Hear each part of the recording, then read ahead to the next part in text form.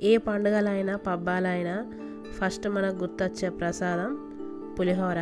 అలాంటిది ఈ వరలక్ష్మి వ్రతానికి ఎక్కువగా హడావుడి లేకుండా సింపుల్ అండ్ ఈజీ టేస్టీగా తొందరగా అయ్యే ప్రాసెస్లో ఈ పులిహోరని చూపించబోతున్నాను. ఫస్ట్ అయితే చింతపండు నానబెట్టుకోవాలి. నానాక చింతపండు ఈ విధంగా ఉంటుంది. తర్వాత చింతపండుని ఈ విధంగా గుజ్జు తీసుకోవాలి. ఈ విధంగా పిండుకుంటూ గుజ్జు తీసుకోవాలి. గుజ్జు తీసుకున్నాక అందులో ఉండి చింతపండుని ఫిల్టర్ చేయాలి, తీసేయాలి చింతపండుని. ఈ విధంగా చింతపండు గుజ్జు తయారైపోయింది.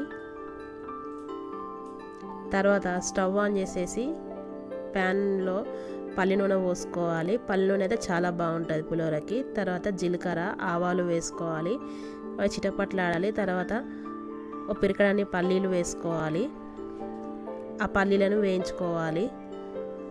పల్లీలు అనేది ఇట్లా కొంచెం స్కిన్ అనేది స్ప్లిట్ అవుతుంది, అప్పుడు వేగినట్టు. తర్వాత పచ్చిమిర్చి కరివేపాకు వేసుకోవాలి కొద్దిగా. తర్వాత పసుపు వేసుకోవాలి, 1 టేబుల్ స్పూన్ పసుపు. తర్వాత వేయించిన జీలకర్ర మెంతి పొడి వేసుకొని కలుపుకోవాలి.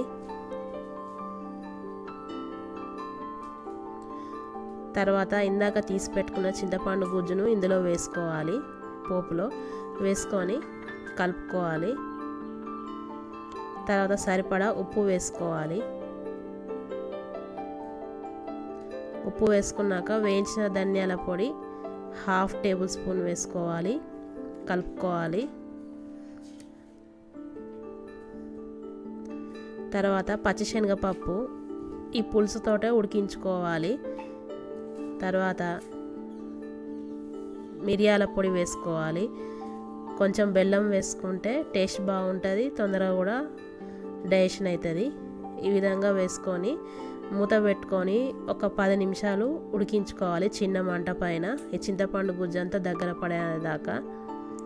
చింతపండు గుజ్జులో ఎక్కువ నీళ్లు పోస్తే తొందరగా ఉడకదు, దగ్గరికి రాదు. కాబట్టి తక్కువగా నీళ్లు పోసుకొని కొంచెం చిక్కగా తీసుకుంటే గుజ్జు తొందరగా ఉడుకుతుంది చింతపండు గుజ్జు. ఈ విధంగా దగ్గర పడాలి.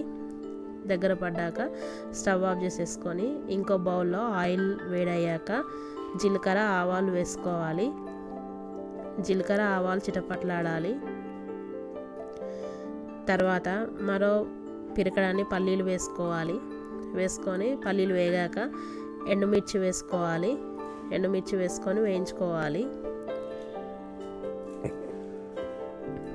తర్వాత క్యాష్యూ నట్స్ వేసుకోవాలి. వేసుకొని వేయించుకోవాలి.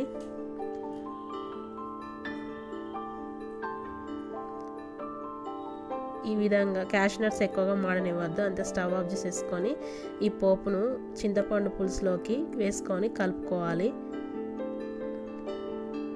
అంతే, ఎంతో సింపుల్గా చింతపండు పులిహోర తయారైపోయింది. ఎక్కువ ప్రాసెస్ ఏం పట్టదు. ఈ విధంగా చేస్తే టేస్ట్ కూడా చాలా బాగుంటుంది. పండుగలు హడావిడి ఉన్నప్పుడు కొంచెం ప్రాసెస్ అనేది తొందరగా అయిపోయే విధంగా చూసుకోవాలి.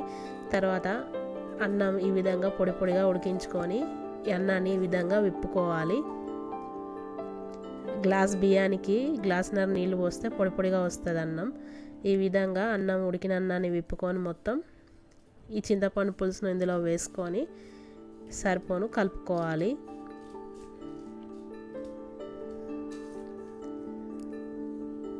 ఈ విధంగా కలుపుకోవాలి అంతా కలిసేట్టుగా.